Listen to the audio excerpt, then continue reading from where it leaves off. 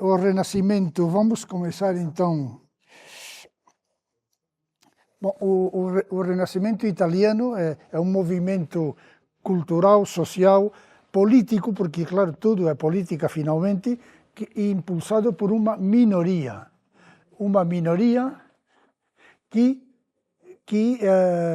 marca a tendência, que marca a via, que finalmente insufla sabedoria, que comunica sabedoria discretamente a uns que serão muito bem instruídos. São conhecedores, digamos, são santos em termos cristãos. Eu não sei se Reuchlin, se Ficino. O que sabemos que é um mestre verdadeiro é Agripa, que é o Renascimento do lado alemão, como Reuchlin, Johann Reuchlin, o autor de Verbo Mirifico, e um livro e outro sobre Cabala. Talvez Reuchlin, sobretudo Agripa, é um conhecedor. Ficino, não sabemos. Mas são esses os protagonistas desse movimento que não é só italiano, que é alemão, que é espanhol, que é holandês, que é francês, mas sobretudo é italiano, dessa Itália que não existia como tal ainda.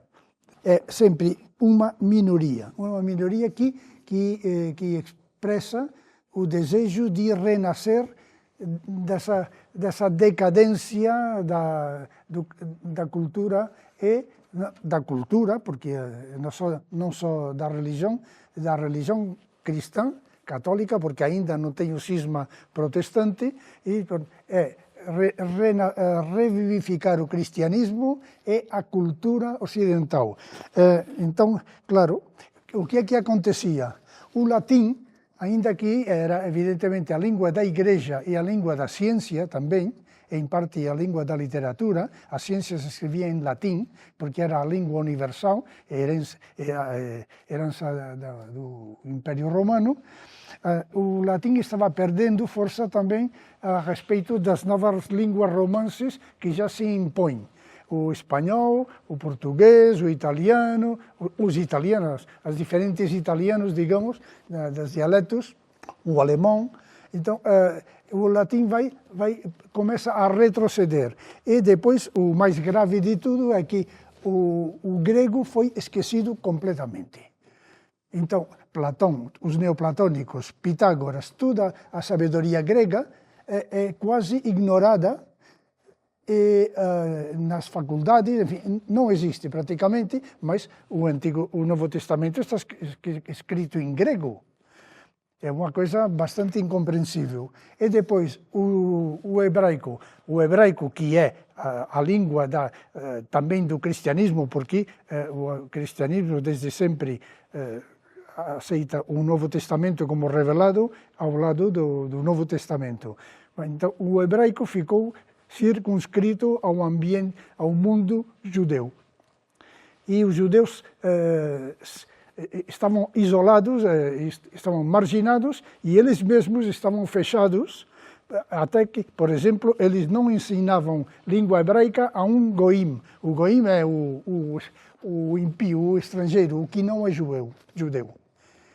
Então, era um mundo que estava em toda a Europa, mas estava isolado. Foram expulsos da Espanha, em 1492, muitos foram para a Itália, e alguns deles, muito provavelmente, inspiraram essa nova cabala cristã. Essa cabala cristã de Reuchlin, de fato também de Ficino, de Giorgio di Venezia e outros. Então temos um panorama cultural e espiritual com a decadência do cristianismo, da moral e das práticas do papado, o tema das indulgências, enfim, uma decadência. E então, como voltar à sabedoria? Voltando às origens. Como recuperar a sabedoria voltando às origens. E as origens era, evidentemente, o cristianismo primitivo, a Cabala, o Antigo Testamento, a Cabala, sempre presente, e E a cultura grega, a religião grega, isto é, cultura, a religião grega.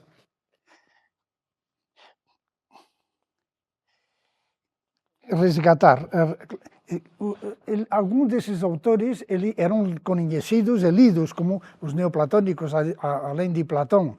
Mas, por exemplo, até Ficino não se traduz Platão ao latim. Então, mas Platão e todos os neoplatônicos, isto é, os platônicos herdeiros de Platão, Porfírio, Jâmblico, Plutarco e Pitágoras anterior, os pré-socráticos. Esses eram conhecidos de muitas poucas pessoas. Então, mas eles conheciam, uma minoria conhecia tudo isso, toda essa cultura. E como os oráculos caldeus, que tinham muito prestígio como oráculo, e como se fazia, a partir desse texto eles faziam teurgia. A teurgia é o que faziam também na Academia de Platão, quando fechavam a porta, que eram organizações iniciáticas fechadas, e tinham a atividade pública, a escola para todos, digamos, mas depois fechavam e faziam teurgia e outros rituais, não sabemos, porque tudo isso não se escrevia praticamente, e eles faziam a teurgia, invocar o Deus, não os espíritos, ou não. Invocar diretamente Deus, comovê-lo para que se encarne. Teurgos, Teos, Deus, movimento, agitação, enfim, no sentido de atrair a Deus. Bom, esse movimento que eu dizia que é italiano, mas que também está, por exemplo, na Espanha, num texto que vou ler, ele descreve muito bem o problema. É um filólogo, Antônio de Nebrija, todos são do final dos meados do 15, primeiros do 16. Ele morou muito tempo na Itália, ele escreveu a primeira gramática da língua espanhola. Então, ele diz aí num texto, numa obra de filologia, diz: não consintais que as sagradas letras sejam profanadas, pois se nos é proibido a leitura dos códigos hebraicos e se os fazem desaparecer, se acham que para nada precisamos os livros dos gregos, voltaremos ao caos antigo, anterior às Sagradas Escrituras. Os homens, privados das duas tochas das Sagradas Letras, ficaremos dando voltas nas trevas de uma noite sem fim. Está dizendo, se nos é proibido ler e conhecer a língua grega, os textos gregos e os hebraicos, isto é, da Cabala, claro, e do Antigo Testamento, vamos voltar à ignorância, ao exílio, digamos. Essa noite estaremos dando voltas no exílio, numa noite sem fim. Não haverá libertação, não haverá salvação para a humanidade. É o que ele está, e ele, enfim, ele está expressando o que pensa Ficino, Rösling, Giorgio di Venezia, todos. Pico della Mirandola, isso é o que pensam todos. Então, como vamos revivificar o cristianismo? Então, cada um, digamos, segundo as suas possibilidades, ele faz uma aportação. Evidentemente, Ficino é fundamental, Ficino, porque foi Pleto, Jorge Megistos Pleto, bizantino, que foi para Florença e convenceu a Cosme de Medici de criar a academia, uma academia platônica, porque ele era de religião grega, mais que cristão, era sobretudo grego. Então, por isso, propõe de criar uma academia platônica, que na época era uma academia onde se estuda a tradição hermética. vestida de filosofia platônica. A tradição única, ecumênica, diríamos. Mas quem alma e quem faz funcionar a academia é Ficino, Marsilio Ficino. Marsilio Ficino, que morreu no ano 1499, antes que outros. Era sacerdote católico, porque não havia outros. Era sacerdote e ele uniu o quê? A Cabala hebraica, sem citá-la textualmente, com o Corpus Hermeticum que ele traduziu e o Platão que ele traduziu. Isso é como uma síntese do programa renascentista. O cristianismo mais a Cabala, mais a tradição hermética do Corpus, isso é a religião grega, isso é a mitologia, como hoje falamos. Isso temos que fazer uma síntese espiritual para alimentar, não para transformar o cristianismo, porque todos falam o mesmo, senão para revivificar o cristianismo. Não é por acaso que Ficino é um mestre de doutrina de Botticelli. Claro, Botticelli, o que pinta Botticelli, o que diz Ficino. Como tenho que pintar? Olha, pinta assim. E como tenho que criar uma pintura viva? Aí vou explicar um segredo. Porque a pintura de Botticelli, como as estátuas de Donatello, como outros como Rafael, como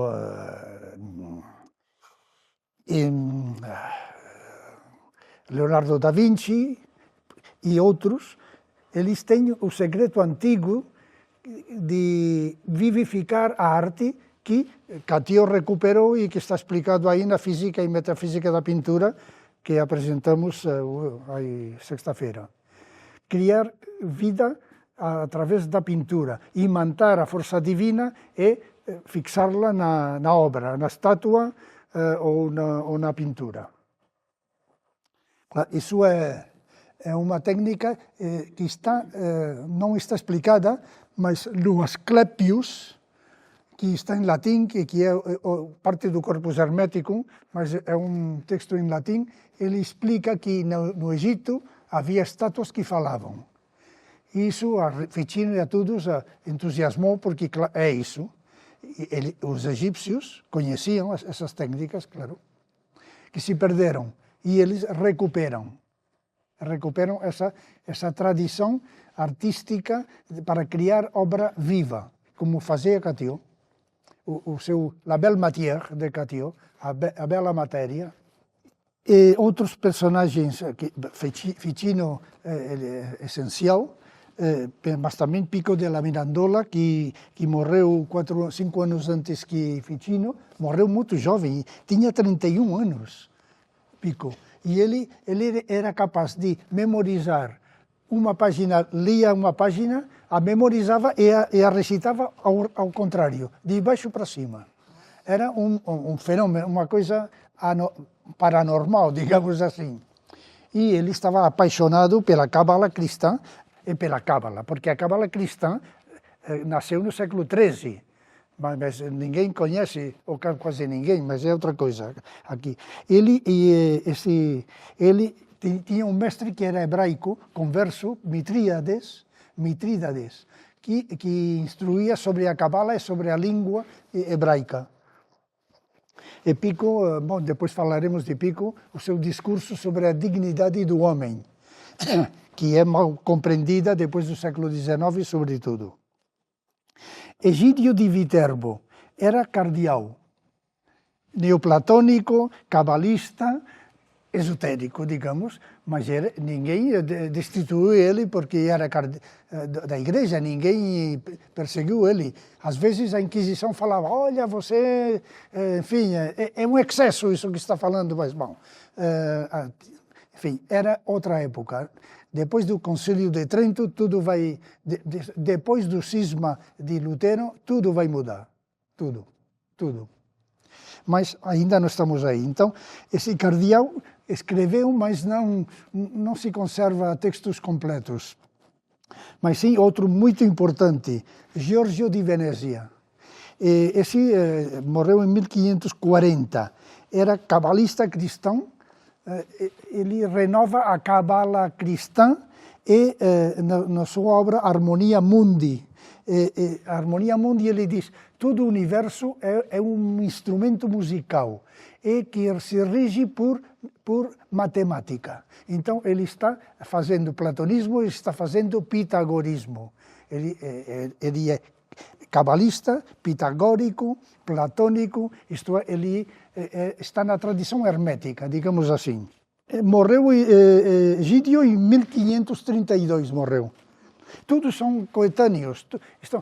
Último terço do 15, primeiro terço do 16. E ele une a Cabala, o aspecto da gematria, do valor das letras e o valor das palavras, com essa harmonia mundi, para dizer tudo é o mesmo. Pico já dizíamos, Mitrídates se chamava, é um judeu converso, mas seguro que tinha muitos outros que fugiram da Espanha e que se instalaram na Itália, outros na Alemanha, que lá podiam viver mais tranquilamente, e alguns para o Marrocos, para o Magreb, mas aí tiveram pior sorte. Bom, outro grande cabalista, Johann Röchlin, alemão. Este morreu em 1540. E ele, Röchlin morreu não muito antes, em 1522, mas todos são coetâneos. Johann Röchlin, alemão, católico também, claro, e ele divulga o nome de Jesus em hebraico, Yeshua, e ele o converte em Yod-He, Shin, a Shin, que é o fogo de fusão, diz, e Yah, isto é,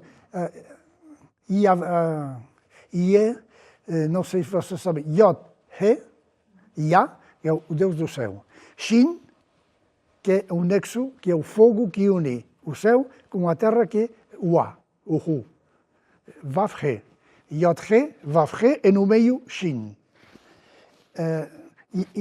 Bom, é uma forma cabalística e alquímica de dizer o nome de Yeshua, de Jesus, que é o Logos, o corpo de glória, que é Cristo.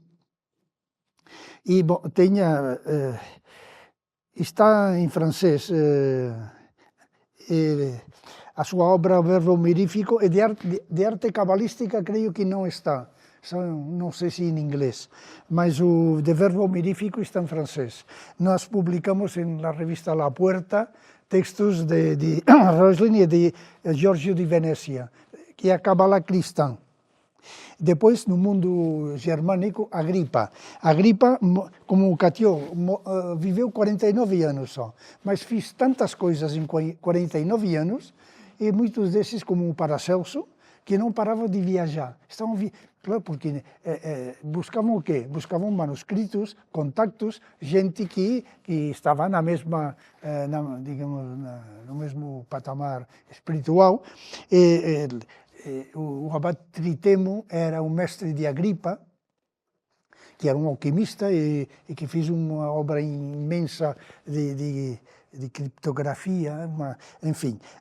Mas o importante é que Agripa, que morreu em 1535, esse é um conhecedor, isso é atestado por Emmanuel Dosvor, que vem de Louis XIV, e todos os alquimistas reconhecem Agripa como um conhecedor, como um verdadeiro mestre.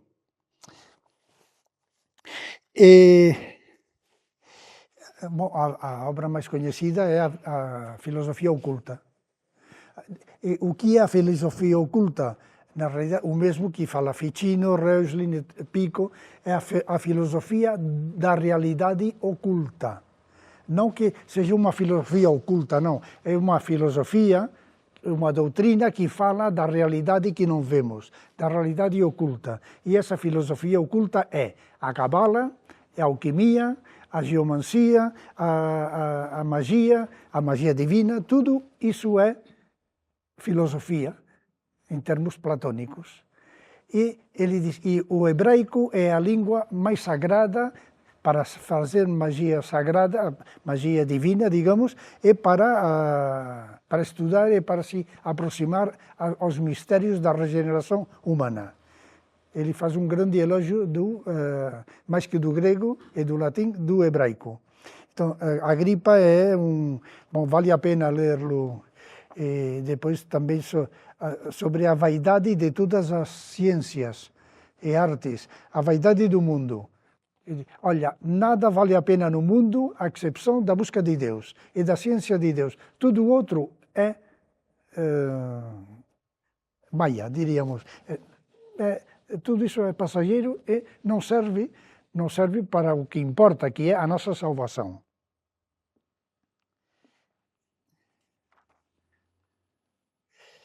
Bom, toda essa gente, evidente, o conceito de ateu mesmo não existia.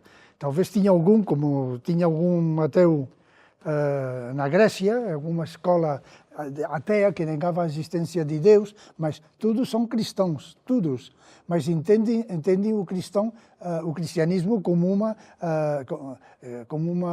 uma doutrina universal que é explicada em termos, digamos, em grego e em termos de cristão, porque fala do novo Filho de Deus, que é Cristo, o Messias. Bom, Jesus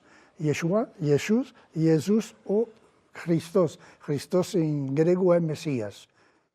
Messiah em hebraico. A palavra vem do hebraico. Messiah.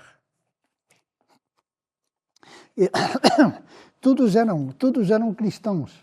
E, olha, por exemplo, Agostinho Esteuco, que morreu no ano 1549, era um teólogo católico que era bispo. Era bispo em Creta. E ele não foi queimado. Ele fala, olha, de perenne filosofia, a filosofia eterna, cristianismo, todas as religiões, todas as escolas iniciáticas falam do mesmo. É a perenne filosofia, ou a Sophia perennis. Isso é o bispo que está falando, um bispo em ativo, digamos. Ficino era sacerdote, enfim, todo esse mundo é católico. E todos querem buscam a regeneração da religião de Ocidente, que é o Islã. E no momento em que eles querem essa regeneração do cristianismo, porque o Islã, ademais, está atacando, está se aproximando à Europa. Já Bizâncio é conquistada, no ano 42, creio, 1500, ou antes. Então, o Islã, os turcos chegaram até as portas de Viena e dominavam o Mediterrâneo, até a Batalha de Lepanto, na que participou Cervantes. Perdeu a mobilidade de um braço. O Islã dominava todo o Mediterrâneo e conquistou Bizâncio. E depois a Grécia. E tudo o que era as repúblicas de Iugoslávia, as atuais repúblicas, e chegou até as portas de Viena. No entanto, os cristãos estavam aí brigando entre eles. As guerras de religião que destruíram a Europa entre protestantes e católicos, e o Islã, os turcos, iam avançando. Então, temos que regenerar o cristianismo, porque uma religião só se combate com outra religião, não com dinheiro, não. Uma doutrina mundana se combate com outra doutrina ideológica ou política, mas uma religião só se combate com outra religião. E isso era bem claro, é evidente, porque é o centro da vida, a religião. Bom, então, eles todos concordam em que a Cabala hebraica, pode vivificar o cristianismo, porque pode dar a chave para compreender o sentido profundo do Evangelho, como aplicando os métodos da Cabala, do Talmud e dos Midrashim, aplicando-os ao Evangelho. Então, o Evangelho cobra uma dimensão, digamos, que não tinha, porque os pais da igreja são todos muito discursivos, muito místicos, e, no entanto, que os pais da Torá, digamos, os comentaristas, os cabalistas, eles são muito concretos e muito profundos. Então, vamos pegar o método da Cabala hebraica e vamos aplicar ao Evangelho, e a Platão, e aos neoplatônicos, e a Pitágoras, porque serve para tudo.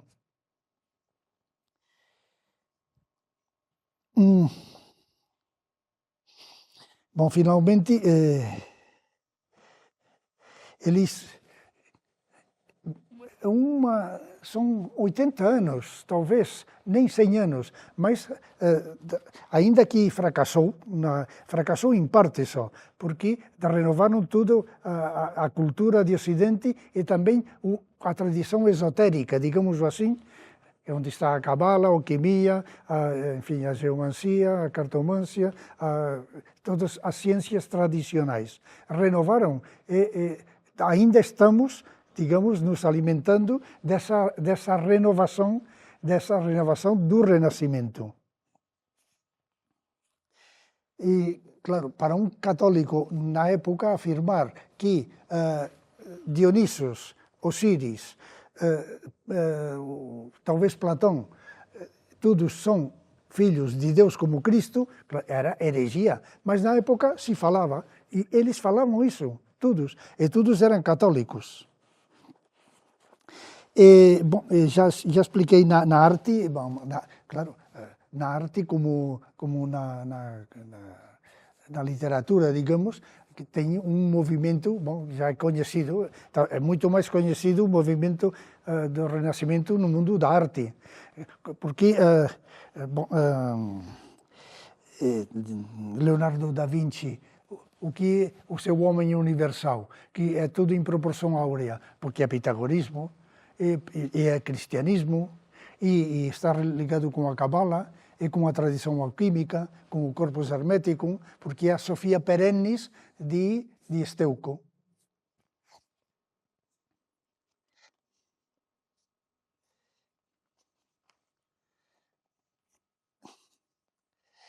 Aqui,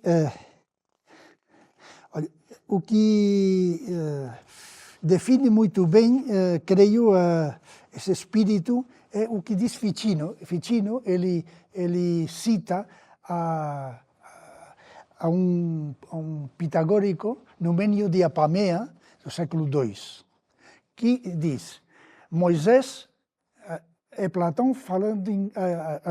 Platão é Moisés falando em grego. Platão é Moisés, mas falando em grego. É o mesmo. É exatamente o mesmo. Isso, Ficino o cita a Numênio, porque é o espírito que anima a todos esses artistas, esses escritores, digamos, esses protagonistas do Renascimento. Finalmente, Platão e Moisés é o mesmo, e aumenta com Dionisos, Cristo e Osíris. É o mesmo. São filhos de Deus. Um exemplo muito claro desse espírito, que já não é um indivíduo, uma pessoa, Reuchlin, Giorgio di Venezia, o Pico que escreve, que não. Imagina, bom, a Capela Sistina. A Capela Sistina. Então, o Papa Júlio II, digamos, autoriza, enfim, até estava muito satisfeito que Michelangelo, na Capela Sistina, incluíra as sibilas e os profetas, para dizer, é o mesmo. Uma sibila é um profeta, e tem 7 profetas e 5 sibilas na Capela Sistina. Um Papa autoriza isso, e faz representar e pintar por Michelangelo. Então já não era um indivíduo, não, era o papado que estava comprometido nessa regeneração do cristianismo. Por outra parte, claro, estava, enfim, tinha esse problema que o poder sempre é o mesmo, como o papado era um Estado, então ao mesmo tempo era um Estado, mas também era a cabeça da religião. Isso na tradição defendiam, a tradição original, como Dante, o papado, a cruz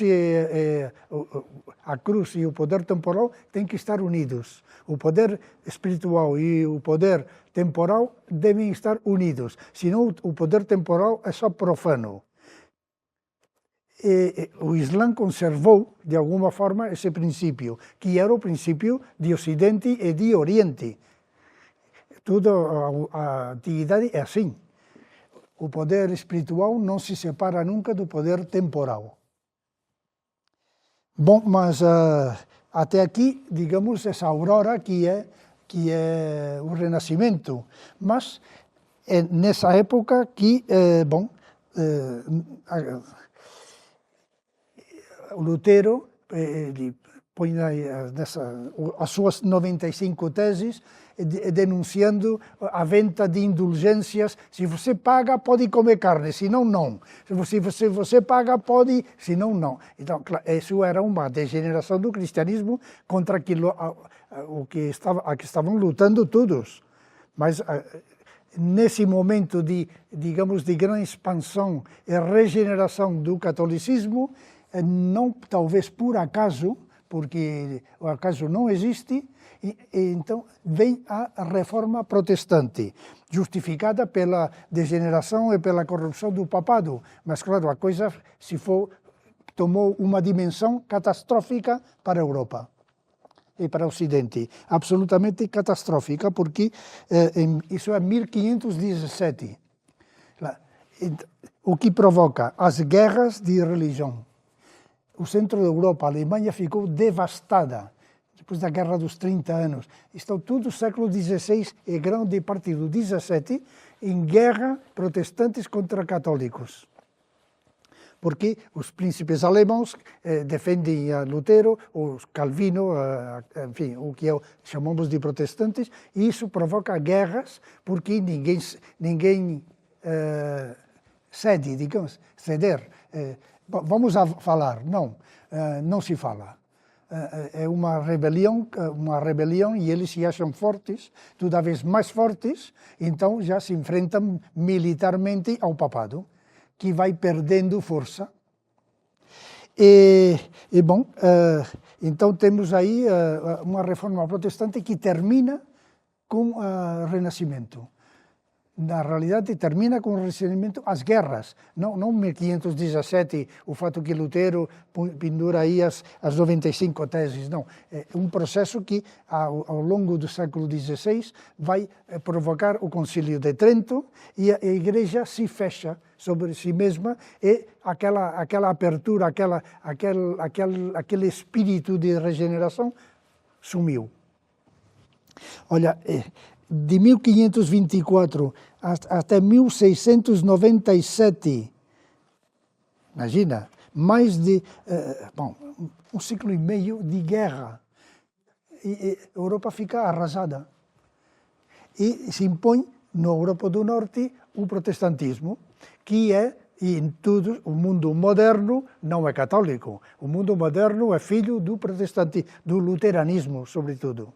O calvinismo também, mas sobretudo nosso mundo é o mundo do materialismo, o mundo do homem que se realiza a si mesmo, que tem que lutar, que tem que ser bom, tem que ser muito bonzinho, muita moral, muito moralismo. Isso é o protestantismo. Por isso Max Weber escreveu no começo do século XX o protestantismo e a ética protestante e a origem do capitalismo, porque está aí. O capitalismo não é católico, é protestante.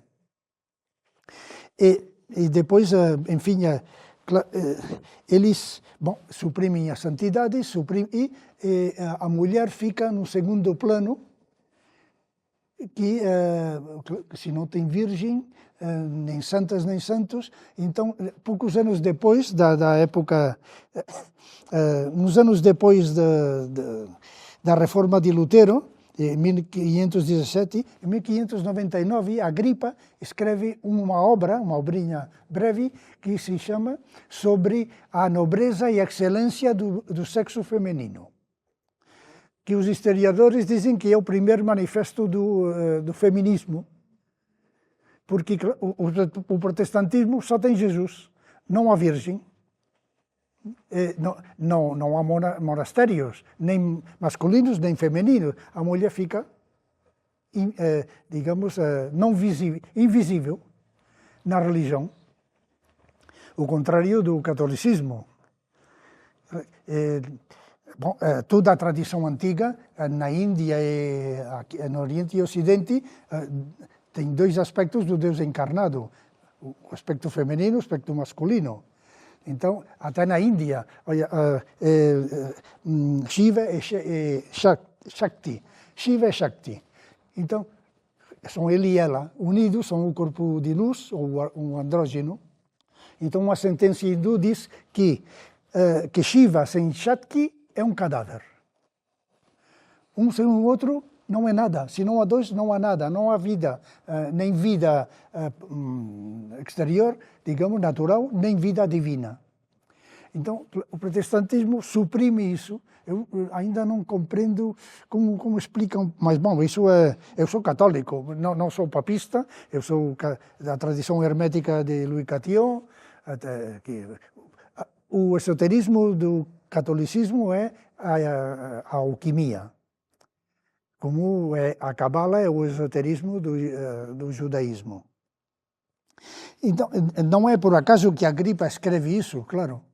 Então, ele diz que a excelência e a nobreza do sexo feminino, porque sem mãe não tem filho.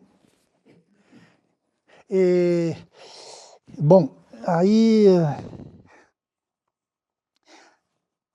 é um tema complicado porque a Igreja explicava muito mal o mistério de Maria e os protestantes simplesmente o suprimiram. A Igreja, pelo menos, o conservou, que é o tradicional, até o Islã.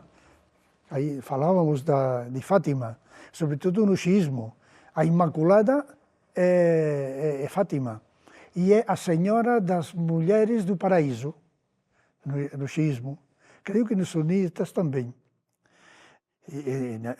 Na Índia, bom, no mundo oriental. Olha, as deusas gregas são imagens da Virgem Maria, Deméter, Cibeles, a Magna Mater dos latinos, a grande mãe, claro, a Magna Mater. Magna não porque é grande, senão pela qualidade, é a Virgem Maria. E já na Roma tinha uma ordem sacerdotal feminina, as da deusa Vesta, as Vestais. As Vestais eram uma ordem religiosa estritamente feminina, que se ocupava de conservar o fogo sagrado. E não se podia apagar esse fogo sagrado, senão vinham desgraças. E Santo Antônio se inspirou nas Vestais para criar os primeiros mosteiros femininos. Porque, é evidente, é lógico, em todos os planos, se não há dois, não há nada. Todo culto a Isis, né? Sim, bom, no Egito é o culto a Isis celeste ou Isis sentada. Quando ela está sentada é com um menino, igual que a Virgem. É a Virgem Maria, é o mesmo. É o mesmo. Sim. Sim, sentada, sim. A sedente é a Virgem Maria encarnada, senão é a Virgem Celeste, que é a Hera ou a Atena dos gregos, que são virgens celestes. Mas o protestantismo, bom, suprimiu isso, mas o pior foi que provocou que o catolicismo se fechou. Então, teve esse combate ideológico, esse combate teológico, enfim. E, finalmente, o catolicismo foi perdendo até hoje. o catolicismo tem perdido todas as batalhas desde a reforma protestante, todas. Por que o catolicismo se fechou, Feira, nessa briga? Hã? Por que o catolicismo nessa briga se fechou? Se fechou para digamos, para se proteger. Foi os sectores, digamos, mais rígidos tomaram o poder, provavelmente, e os esotéricos, os cabalistas, cristãos, e toda essa gente, primeiro que morreu, já desapareceu. E o sector mais rígido, digamos, ou mais dogmático, também os que defendiam militarmente o catolicismo, foram os que triunfaram. E com isso entrou, essa esclerose moral. É o momento de recrudescimento da Inquisição. A Inquisição se torna mais forte. E a Inquisição vai tudo junto, claro. A Inquisição é mais forte até o século XVII, que chega a um momento álgido, um momento máximo da Inquisição. Mas, era uma decadência, digamos, de hábitos, de moral, econômica. Tinha uma administração, a Roma, que era uma coisa exagerada. Funcionários do Estado eram mil, e todo mundo cobrava. E então, todas as corruptelas, as corrupções, a moralidade, enfim, até o Papado de Avignon, já, isso é anterior, mas digamos que a corrupção e a imoralidade sempre perseguiu o Papado. E agora estavam outra vez num período de decadência em todos os aspectos. Agora? Então, é nessa época, é o Renascimento. Não, o Papado de Avignon, que é 2 séculos antes, aí um século e meio antes, não, eram as prostitutas que governavam o Papado, era uma coisa... E era conhecido. Aí tinha as amantes, enfim. Mas, esse é o mundo, Isso sumiu, claro, mas o século XV e XVI voltamos a essa, digamos, e a essas corrupções e vender indulgências. Era muito... Olha, se você paga, pode fazer muitas coisas, se não pode fazer nada.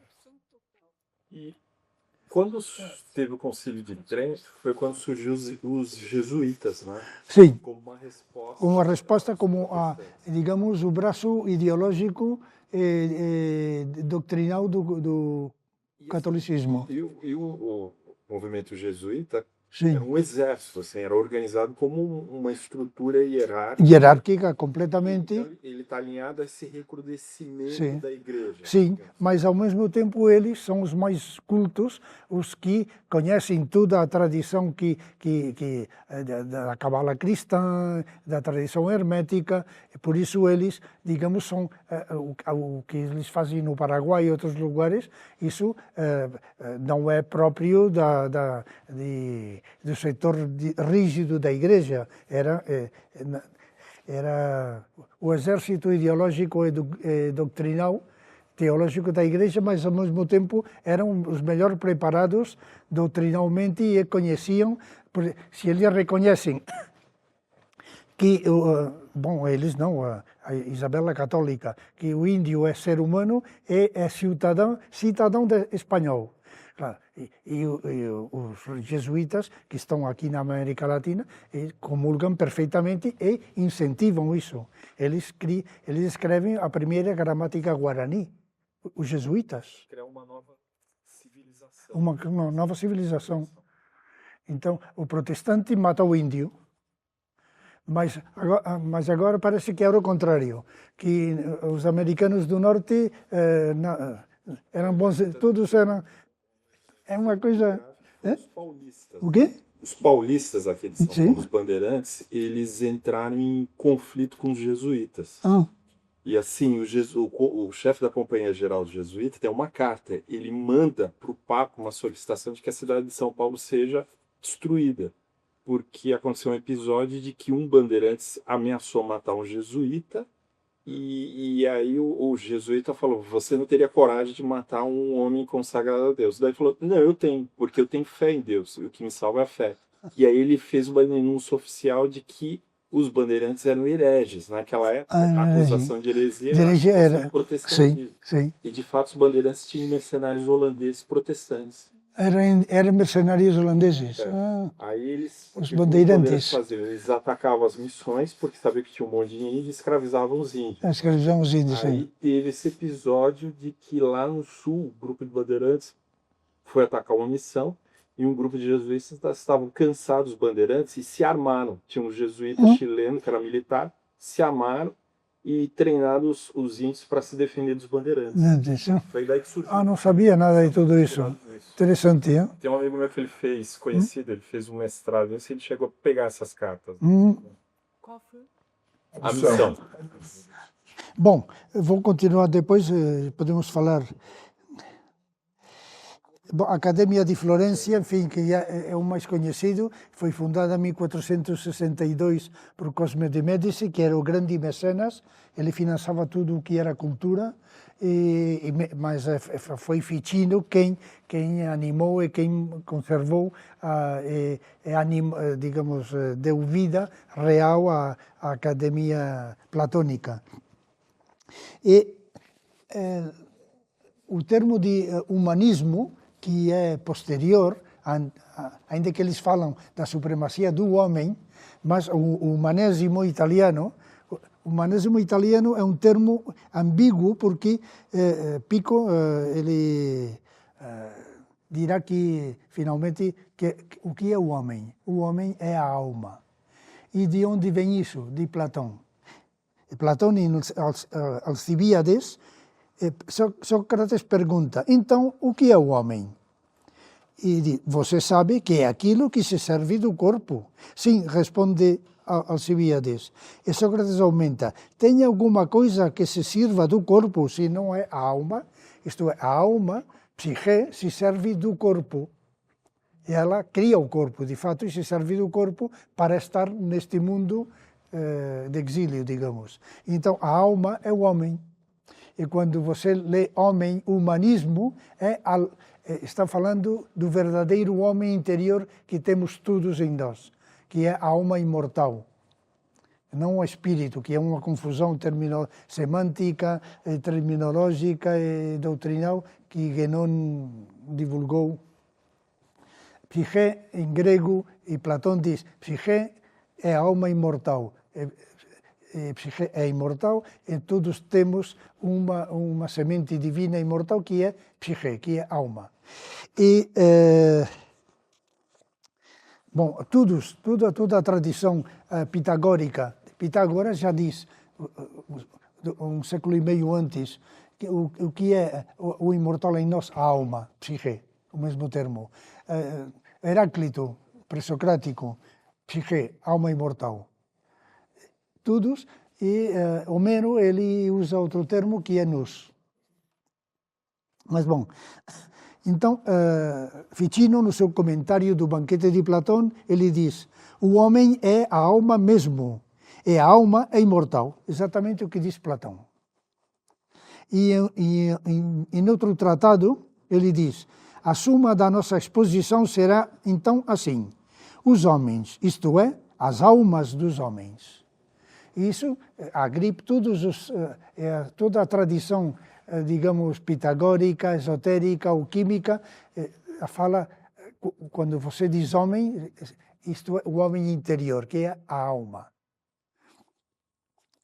E, bom, tem outros. Então, o importante é que quando eles pensam, quando Pico diz o homem é o centro do universo, o centro da vida, está dizendo a alma é o centro do universo.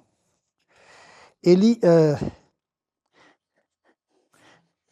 vou ler,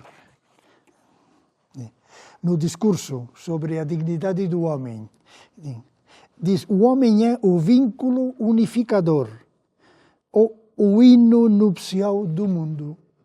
O homem é o hino nupcial, isto é, por quê? Porque o homem é nele que se une o céu e a terra, que se casam, o céu e a terra, que é a hierogamia. Ele e ela, por isso o homem é o hino nupcial do mundo. Pico della Mirandola está falando, quando dizemos homem, como Ficino, como Platão, os neoplatônicos, Pitágoras, todos, quando dizemos homem, estamos dizendo alma, imortal. Então, o humanismo é um movimento absolutamente espiritual e esotérico, assim. Mas depois, o mundo moderno reinterpretou tudo. Mas e discurso sobre a dignidade do homem. Claro, porque o homem, não Deus, o homem é o importante. O século XIX, o humanismo o XVIII já começa. O XVIII começa a se inclinar a balança para o mau lado, digamos.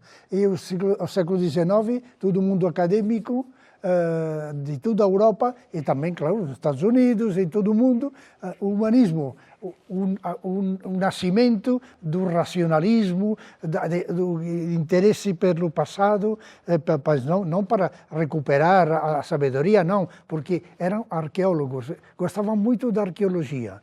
Pico, ele, claro que fazia arqueologia porque buscava digamos, testemunhas físicos da tradição antiga. Não porque era arqueólogo no sentido moderno, não interessava para nada isso. Pico, ele faz o grande elogio dos mistérios órficos e diziam que devemos voltar aos mistérios, a praticar mistérios órficos. E então, nada a ver com o racionalismo, enfim, com o mundo antisupersticioso, que a superstição, que isto é o catolicismo, é o cristianismo, a religião é supersticiosa. Esse é o discurso moderno, que não tem nada a ver com o espírito do renascimento.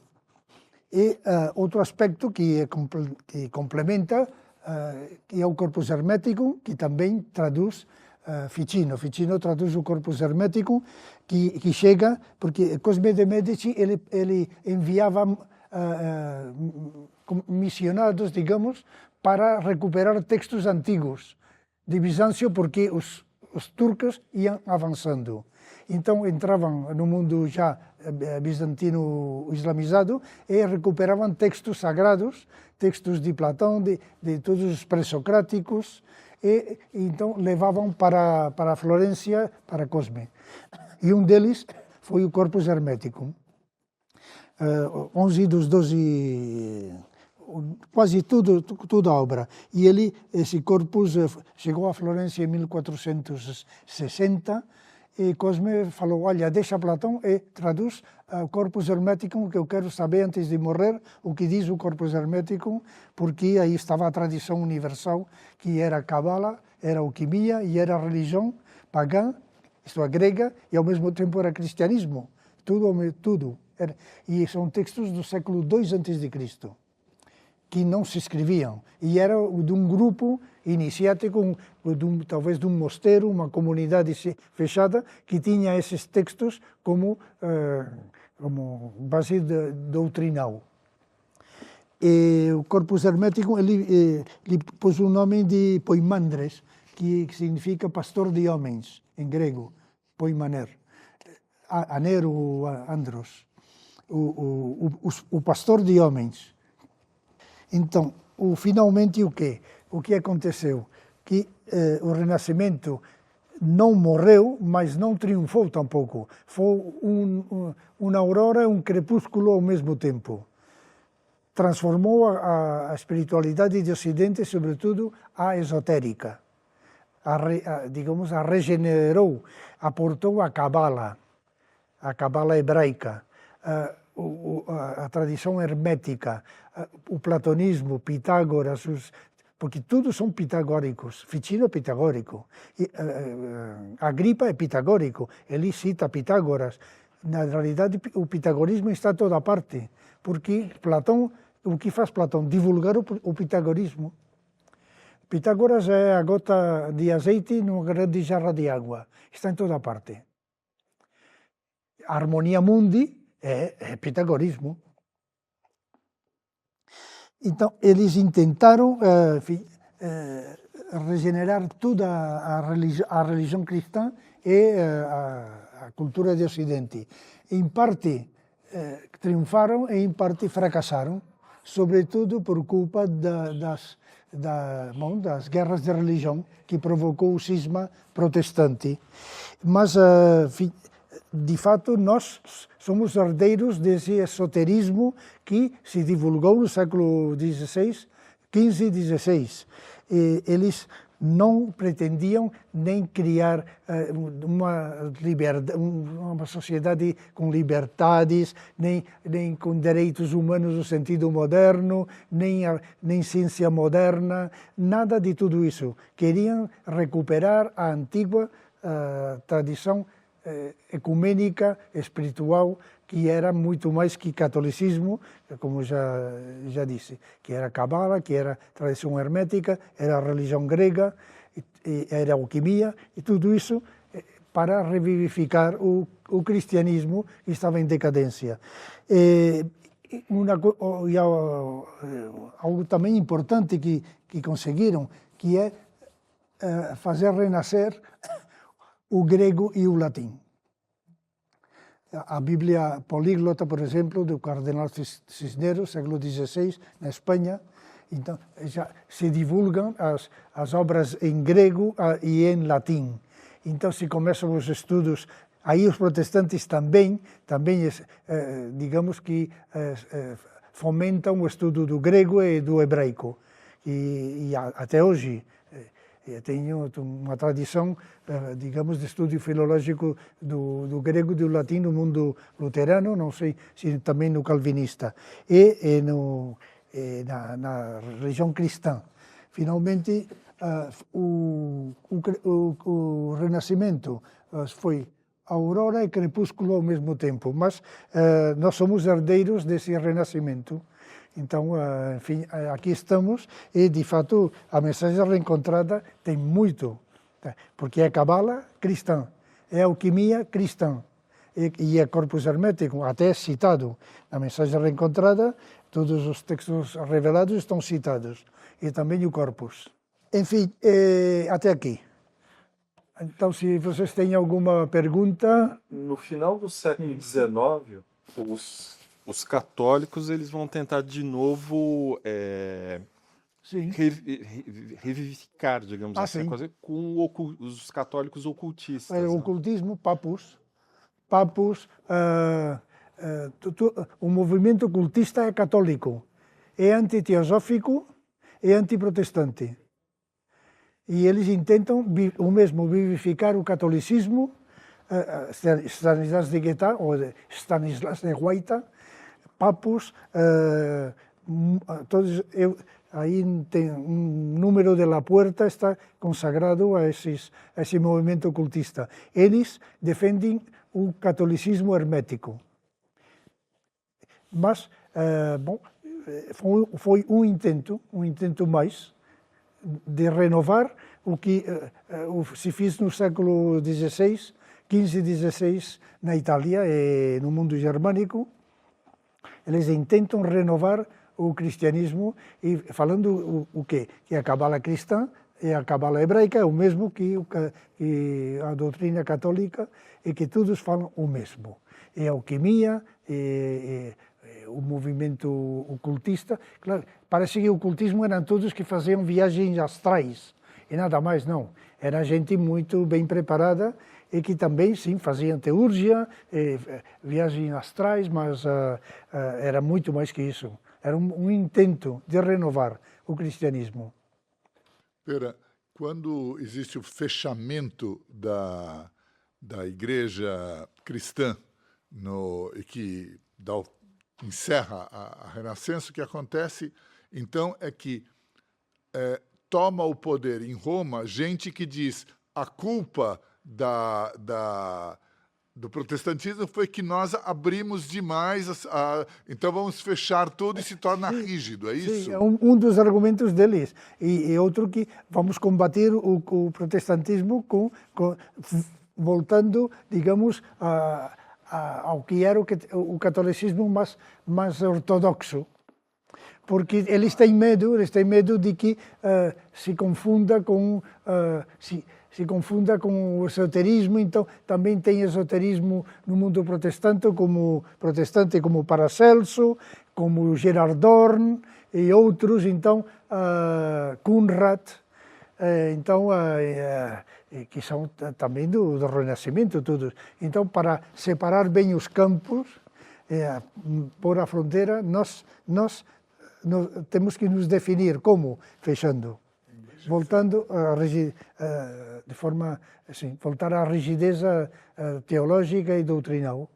Agora, o que acontece também é que esse movimento de tentar renovar e recuperar a força viva do cristianismo acaba se multiplicando numa quantidade inacreditável de artistas, de pintores, sim, de escultores que vão marcar, digamos assim, a nossa visualidade da Renascença. Então, todos esses artistas, pintores, tinham, de alguma maneira, contato com os líderes, sim, com os esotéricos. Sim. Eles estavam em contato, Michelangelo, tudo, Rafael, Donatello, estavam em contato com os líderes desse movimento de renovação? Sim, sim, seguro. E tinha digamos, os que inspiraram,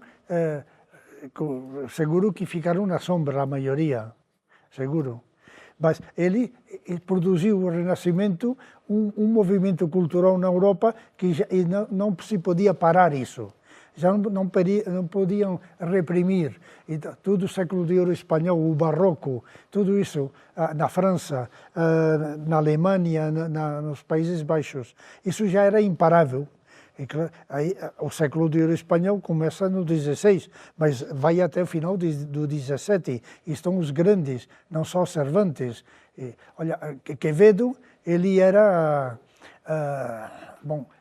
esotérico, evidente, neoestoico, falavam os acadêmicos, neoestoico. Então, ele frequentava na Itália uma academia, em Nápoles, acho que era, de ociosi, dos ociosos, dos vadios. Então, era o que dizia Sêneca: devemos nos vaziar do mundo para nos ocupar da filosofia. Devemos ser vadios no mundo. E como ele, muitos outros. As academias continuaram. Tem muitas academias na Itália e na Espanha.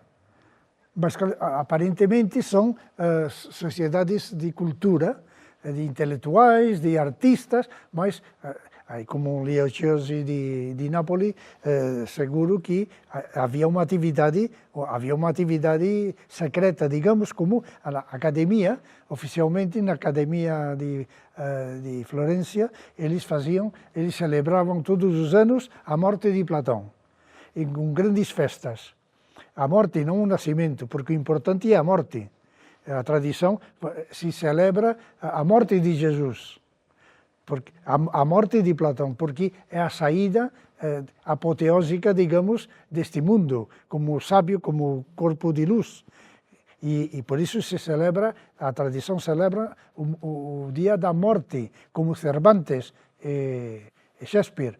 Não o dia do nascimento. Quando você nasce, não sabemos se vai ser burro, sábio, o quê. Claro, Deus sabe, mas você não. Então, quando morre, e morre como santo ou morre como sábio, aí sim. Por isso se celebra a morte e não o nascimento. E eles faziam grandes festas, aí com música, recitavam poesia, mas depois fechavam a porta e faziam o mesmo que na academia de Platão. O menos que faziam era a teurgia. E as outras academias italianas. Mas como não se escrevia, claro, por medo da Inquisição e também porque a tradição sempre falou que os mistérios não devem ser profanados. Platão diz: não escreva nada sobre o que é mais importante. E ele escreveu, enfim, até antes de morrer, mas das coisas que você e eu sabemos disso, nunca deve ser escrito, porque serão profanadas. Isso se guarda à memória, de cor, se deve conservar de cor, como conservaram os pitagóricos a tradição. Pitágoras não escreveu nada, Cristo não escreveu nada, Lao Tse não escreveu nada. São mestres que ensinam e aos alunos, digamos, algum deles recebe o dom de Deus e esse escreve. Então é um mundo que, do que sabemos na realidade uma parte só uma parte. Eu ia te perguntar dos templários. Era uma sociedade iniciática. Sim. E que foi bruscamente sim. interrompida pelo Filipe o Belo, né? Sim. Isso foi uma espécie de precursor. Não, é século XIII. São 2 séculos antes. Bom, aí se mistura o esoterismo, a política sobretudo e o poder. Então é outra história. Mas os albigeses, enfim, os cátaros, as heresias perigosas. Se não é perigosa, deixam, claro. Você sabe o que os cabalistas judeus acharam desse movimento da cabala cristã? Como foi a reação no meio cabalístico judaico? Bom, alguns deles colaboraram porque tinham convertido ao cristianismo. Então, aplicaram os métodos da cabala aos evangelhos. Isso já aconteceu. Na realidade, a cabala cristã nasce na Catalunha e na Castilha no século XIII. Mas fica como esquecido, porque a Inquisição, enfim. Mas tem muitos autores em latim que criam o que é cabala cristã. Então eles, por exemplo, Raimundo Martín, do século XIII, que nasceu perto de Barcelona. Esse é um judeu cristianizado, convertido. E o seu pai são judeu conversos. Então ele escreve uma obra que se chama Pugio Fidei, o punhal da fé. Um título assim que, bom, entre muitas outras coisas muito interessantes, pegadas dos Midrashim, dos comentários da Cabala, literalmente, ele diz, Cristo, como fazia os milagres Cristo? Porque ele entrou no Sancta Sanctorum,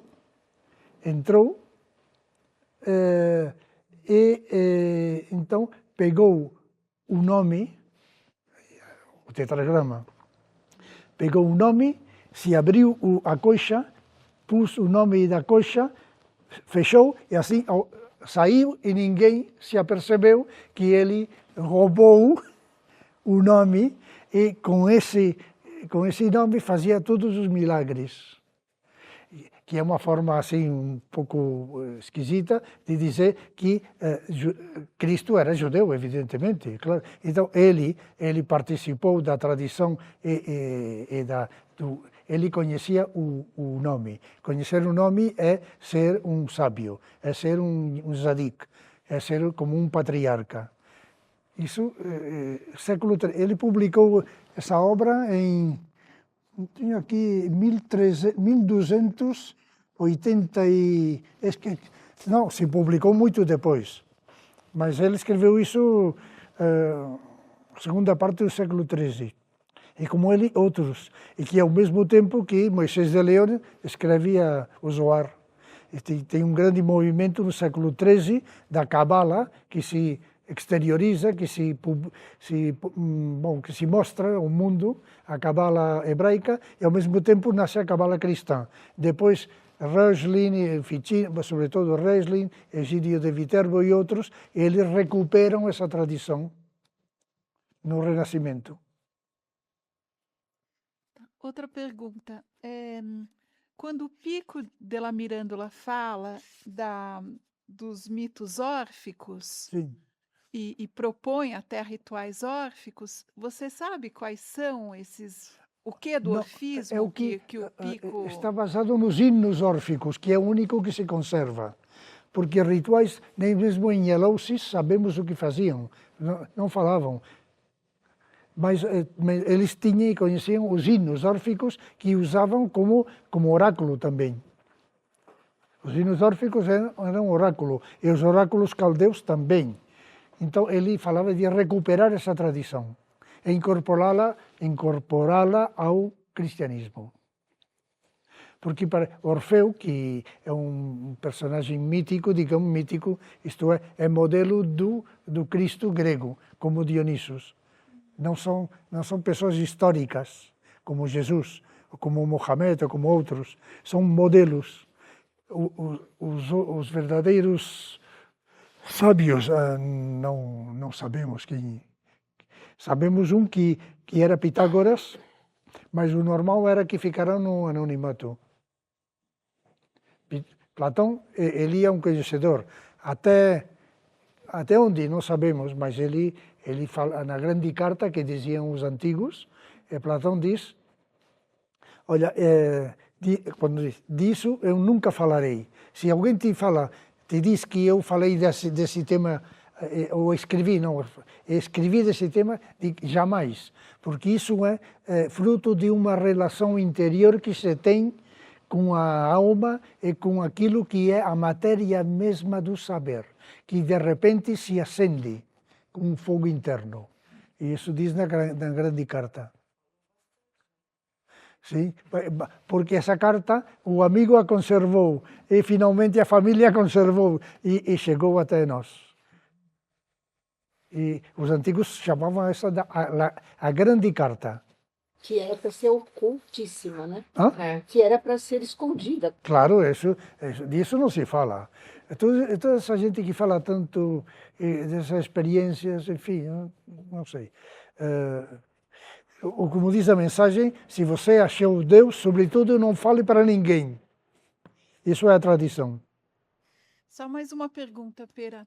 Como que o romantismo se apropria do Renascimento? O romantismo alemão... O romanticismo alemão. Ele se apropria um pouco do Renascimento, né? Assim, ele tenta... Sim, como Goethe e outros. Bom, mas sim, claro, porque todos são herdeiros do Renascimento, claro. É a cultura com maiúsculo, é a grande cultura. Então, todo movimento romântico que é eles acham que as fábricas são feias e tem que destruir as fábricas, são feias. E fumaça, e barulho. Então eles estão exaltando a natureza, Deus, enfim, um pouco, tem a ver um pouco, sim. O Goethe, a parte da botânica dele, ele se inspirava em algumas coisas do Paracelso. Sim. Que é a assinatura, né? Sim, exato, sim.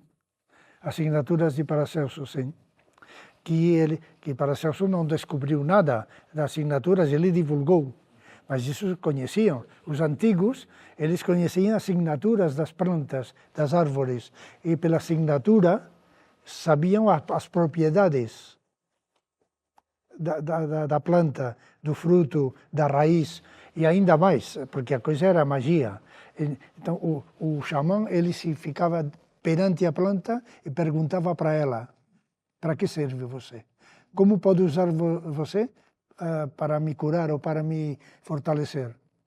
E era um diálogo xamânico, claro, magia. É assim, não é fruto de uma evolução, a 40 mil mortos, até que... Olha, come isso, vamos ver o que acontece. Não, isso é mentalidade moderna, não. É magia. Ele perguntava à planta para que serve. Catió explica muito bem a origem da arte. É a magia. Eles pegavam a egrégora do rebanho e a dirigiam. E o pacto era não matar as fêmeas nem as crianças. Eles entram em contato com a divindade da planta, é isso? Sim, com o espírito da planta. Não só a assinatura e o espírito da planta, o poder oculto da planta, que está no espírito da planta. E ele pergunta. Claro. Então, a planta fala para ele, fala, entre aspas. E as assinaturas são sempre astrológicas, né? Claro, é que e a astrologia é uma ciência tradicional, claro, como a geomancia. Então, nós estamos muito longe desse mundo. E A ciência do único.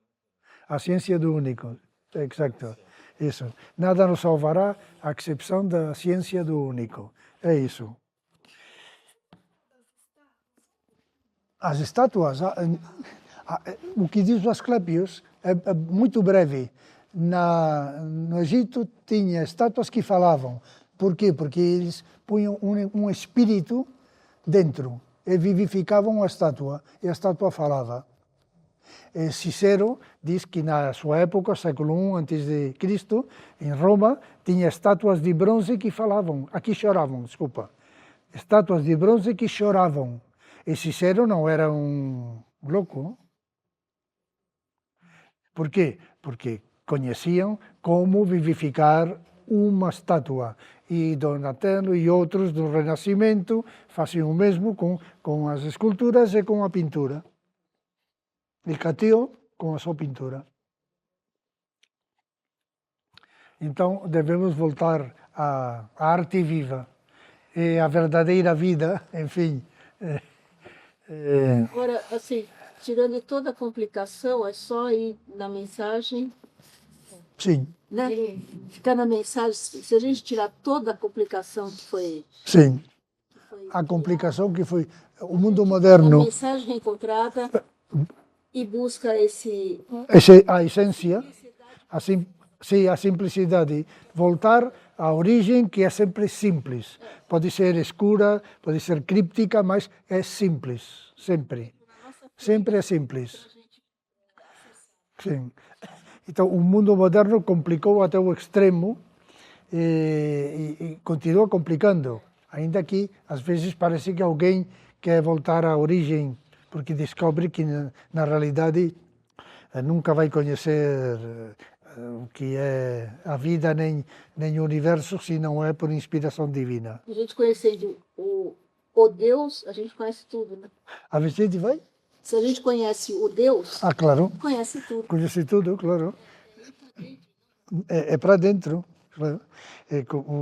No templo de Sais, na Grécia, conhece-te a ti mesmo e conhecerás o universo e os deuses. Primeiro é dentro, porque dentro está o universo. Tudo está nessa semente divina. Tudo. Está aí tudo. Então se abre o olho do coração, o olho do espírito, o sentido interior, então fica tudo no mesmo plano. Já. Mas claro.